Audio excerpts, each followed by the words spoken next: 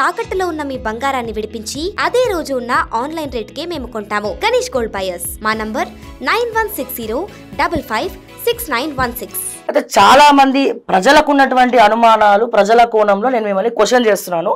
So ఎన్నో ప్రశ్నలు అడుగుతాను, మీరు ఖచ్చితంగా సమాధానం చెప్పడానికి కూడా రెడీగా ఉండాలి. ఈ 10 సంవత్సరాల్లో కల్వకుంట్ల కవిత పదవులు అనుభవించింది. తనకి ఎంపీ స్థానం ఎంపీగా ఓడిపోతే బీఆర్ఎస్ పార్టీ ఎమ్మెల్సీ ఇచ్చినారు. అంటే ఫస్ట్ నుంచి పనిచేసినటువంటి ఉద్యమకారులను కూడా కేసీఆర్ పక్కన పెట్టేసి తన కుమార్తెకు ఒక కీలక పదవి ఇవ్వడం జరిగింది. చాలా కాంట్రవర్సీస్ దానికి దారి తీయడం జరిగింది. కవిత కూడా ఎన్నో ఆస్తులు సంపాదించుకున్నారు. అండ్ మొన్న జరిగినటువంటి అంటే ఏదైతే పేపర్ లీకేజ్ లో భాగంగా కవిత పాత్ర కూడా ఉంది గ్రూప్స్ విషయంలో. ఒకప్పుడు అంటే 2014 ప్రత్యేక రాష్ట్రం ఏర్పడిన తర్వాత గవర్నమెంట్ వచ్చిన తర్వాత దాంట్లో కొంతమంది దగ్గర కవిత డబ్బులు తీసుకున్నారు అన్నది కూడా చాలా మంది మాట్లాడుతున్నటువంటి అంశం. మొన్న అసెంబ్లీ ఎన్నికల్లో కూడా చర్చనీయాంశం అయింది, ఎప్పుడైతే లిక్కర్ స్కామ్ లో జైలుకి వెళ్ళినప్పుడు. అండ్ 10 సంవత్సరాలు ఎప్పుడు కూడా బీసీ రిజర్వేషన్ అని గవర్నమెంట్ అధికారంలో ఉన్నప్పుడు బీఆర్ఎస్ పార్టీ కవిత మాట్లాడలేదు. ఇదే 10 సంవత్సరాలు జోగులపల్లి సంతోష్ కుమార్ అతను స్కామ్స్ చేస్తాడు, కేసీఆర్ ని మేనేజ్ చేస్తాడు అని మాకు కూడా తెలుసు. కానీ యాజ్ కవిత నోట్లో నుంచి ఎప్పుడు కూడా ఇటువంటి మాటలు అధికారంలో ఉన్నప్పుడు వినలేదు. హరీష్ రావు గురించి కూడా వినలేదు. అండ్ 1 year బ్యాక్ ఒక టీవీ డిబేట్ లో కవిత గారు ఒక ఇంటర్వ్యూలో శాటిలైట్ ఇంటర్వ్యూలో మాట్లాడుతూ ఈ హరీష్ రావు డెఫినెట్ గా ఈజ్ అ మాస్ లీడర్, మంచిగా తనకంటూ ఒక స్టైల్ ఉంది అతను అని చెప్పి విపరీతంగా పొగడ్డం జరిగింది. మరి ఆల్ ఆఫ్ సడన్ గా ఈ 6 months నుంచి ఏమైంది? అప్పుడు బెల్లమైన వాళ్ళు ఇప్పుడు ఎందుకు అల్లమైనారు అనేది నా ప్రశ్న. ఇది నా ప్రశ్న కాదు, తెలంగాణ ప్రజల ప్రశ్న అనుకోండి. చాలా సుదీర్ఘమైన ప్రశ్న మీరు అడిగినారు. కానీ ఇక్కడ నాకు కూడా అంతే సమయం ఇవ్వండి, నేను చాలా క్లారిటీ ఇచ్చే ప్రయత్నం చేస్తాను. ఇక్కడ మాట్లాడుకోవాల్సిన సందర్భం వచ్చినప్పుడు వెరీ క్లియర్. రాజకీయాల్లో అడిగిన తర్వాత అనేక రకాల ఆరోపణలు వస్తాయి, బురద జల్లేటువంటి ప్రయత్నం చేస్తారు. కొన్ని సంబంధం లేని విషయాలను కూడా గుడ్డగాల్సి మీదేసేటటువంటి పరిస్థితి రాజకీయాల్లో ఉంటుంది. అది అందరికీ ఉన్నట్టే దురదృష్టవశాత్తు కవితకు కూడా ఆ రకమైనటువంటి పరిస్థితి ఎదురవుతా ఉన్నది.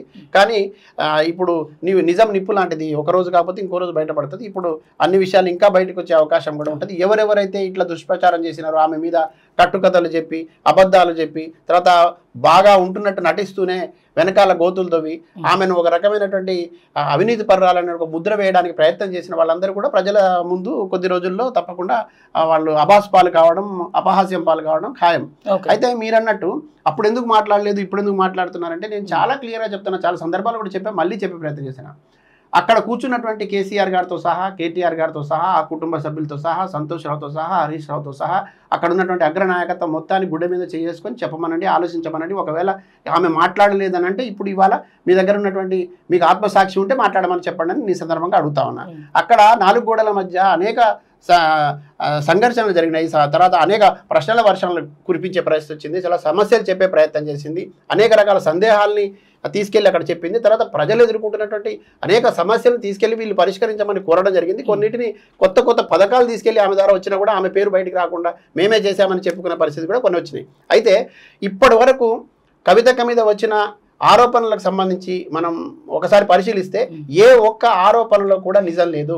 ఇది పూర్తిగా దురుద్దేశంతో కూడినటువంటి ఆరోపణలు. ఆమె ఆస్తులు సంపాదించుకునే పరిస్థితి ఉంటే ఇవాటికి కూడా సిద్ధంగా ఉన్నాం. అధికారం కూడా లేదు కదా, ఇప్పుడు కాంగ్రెస్ పార్టీ అధికారంలోకి ఉంది కదా, ధైర్యం ఉంటే రుజువు చేయమని నేను ఈ సందర్భంగా సవాల్ చేస్తా ఉన్నా. రెండవది, ఎవరైతే అక్రమ మార్గాలలో ఆస్తులు సంపాదించుకొని అక్రమ పద్ధతిలో అధికారంలోకి రావాలని, తర్వాత అక్రమ పద్ధతిలో రాజకీయంగా కీలకమైనటువంటి వాళ్ళని భూస్థాపితం చేసి తాము బయటికి వచ్చేసి ఈ పార్టీనే పూర్తిగా తను ఓన్ చేసుకోవాలని కుట్ర పనిన వాళ్ళేమో అక్కడ కూర్చొని ఉన్నారు. నిజంగా వీళ్ళు ఈ పని చేయబోతున్నారు, వీళ్ళు కుట్రపూరితంగా ఉన్నారు, వీళ్ళు మనకు గోతులు తవ్వుతున్నారని చెప్పిన కవితక్క ఇవాళ ఇంటికి దుష్మన్గా మారి పక్కకు వచ్చేటువంటి పరిస్థితి వచ్చింది. ఎందుకు వచ్చిందంటే కవితక్క దగ్గర ఒక గొప్పతనం ఉన్నది. ఆమె ప్రజలకు సంబంధించినటువంటి నాడిని పసిగట్టేటటువంటి నాయకురాలు, ప్రజల వైపు నుంచి ఆలోచించడం నేర్చుకున్నటువంటి నాయకురాలు. అధికారం అధికారంలో ఉన్నప్పుడు కూడా మీరు చూడండి, అధికారంలో రాకముందు కానీ అధికారంలోకి వచ్చిన తర్వాత కానీ మహిళా బిల్లుకు సంబంధించిన అంశాలలో కానీ అసలు మీకు అందరికీ తెలియని విషయం ఏమిటంటే జాగృతి సంస్థ పెట్టడమే ఆ పార్టీకి కానీ ఆ పార్టీ నాయకులకు ఇష్టం లేదండి. కానీ అక్కడ నుండి ప్రశ్నించడానికి ఒక వేదిక కావాలని చెప్పేసి సొంతంగా జాగృతి సంస్థ నిర్మించింది. సమాంతరంగా ప్రభుత్వానికి సమాంతరంగా ఈ జాగృతి సంస్థను నిర్వహించింది. జాగృతి సంస్థ ఆ రోజు చేసిన పని వల్లనే కదా మాలాంటి వాళ్ళని వాళ్ళ ఉద్యమకాలం ఆలోచించి ఆమె వైపున రావడానికి కారణం. జాగృతి సంస్థ చిన్న పని చేయలేదండి. జాగృతి సంస్థ ఏదైతే పేగుబంధం ఈ తెలంగాణతో ఉందో ఆ పేగుబంధం తెగిపోకుండా చూసేటటువంటి బృహత్తరమైనటువంటి పాత్ర పోషించింది. ఈ తెలంగాణ ప్రాంతంలో మొత్తం సప్పండ వర్గాల ఆలోచనలకు అనుగుణంగా ఇక్కడ సంస్కృతి సాంప్రదాయాలతో పాటు ఇక్కడ ఆత్మగౌరవం నిలబెట్టడం కోసం చాలా కృషి చేసింది కవితక్క.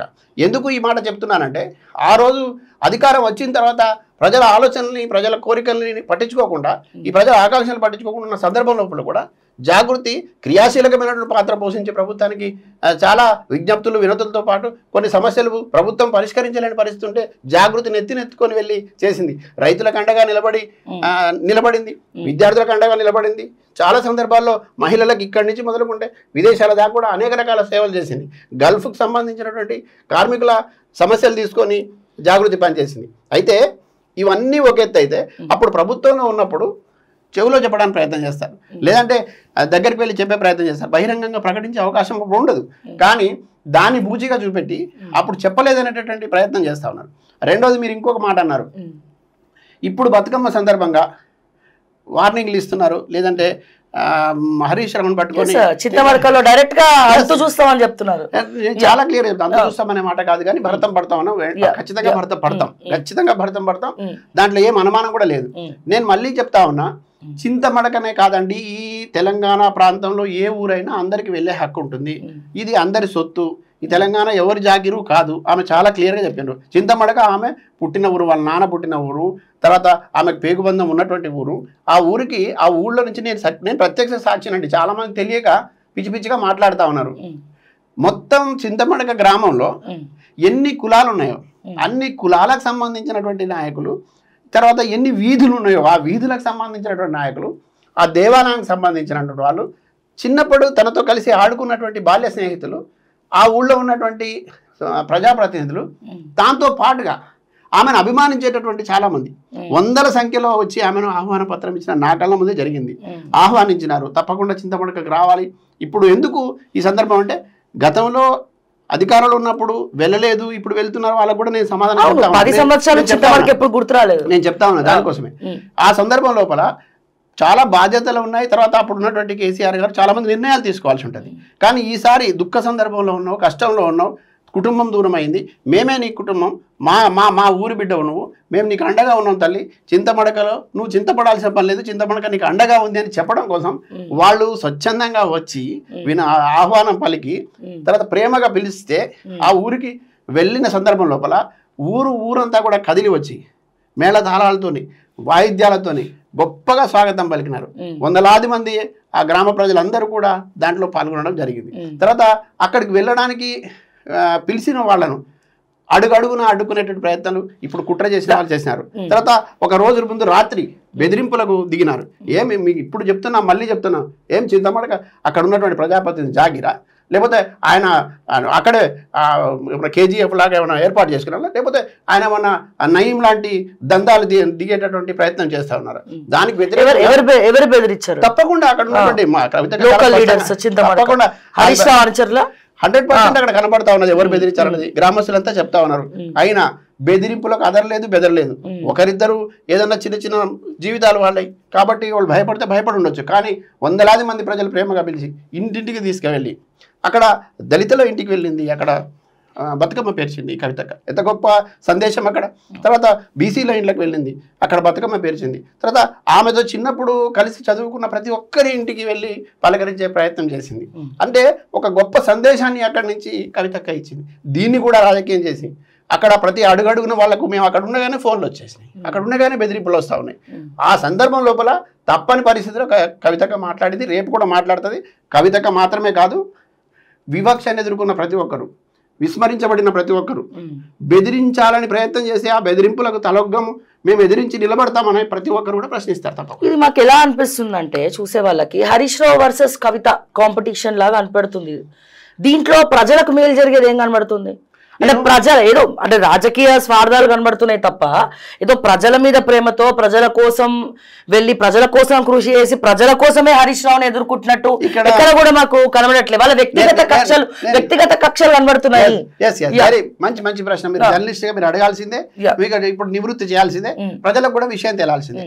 100% ప్రజలకు సంబంధించిన అంశం అక్కడ కనబడతా ఉంది. ఏమిటంటే చింతమడకలో ఉన్నటువంటి గ్రామం గ్రామంలో ప్రజలు ఉన్నారా లేదా, చింతమడక గ్రామం ఈ రాష్ట్రంలోనే కాదా, చింతమడక గ్రామం అనేది సిద్దిపేట నియోజకవర్గంలో ఉందా లేదా, ఒకవేళ చింతమడక గ్రామ ప్రజల్ని ఇప్పుడు మీరు అంటున్నటువంటి హరీష్ రావు ఇంకేదో అక్కడ ప్రజాప్రతినిధి ఉంటే ఆ ప్రజాప్రతినిధికి చింతమడక గ్రామానికి ఎన్నిసార్లు వెళ్ళాడు, చింతమడక గ్రామంలో ఇప్పటికి కూడా ఇంకా కేసీఆర్ గారి క్లాస్మేట్స్ కానీ కేసీఆర్ గారికి దగ్గరగా ఉన్న వాళ్లకు ఎందుకు సొంత ఇంటికలా నెరవేర్చలేకపోయారు, చింతమడక గ్రామంలో కేసీఆర్ గారి కుటుంబానికి సంబంధించి కానీ లేదంటే కవితకు సంబంధించి సన్నిహితంగా ఉన్న వాళ్ళ పట్ల ఎందుకు దురుద్దేశంతో దేశపూరితంగా వ్యవహరిస్తా ఉన్నారు,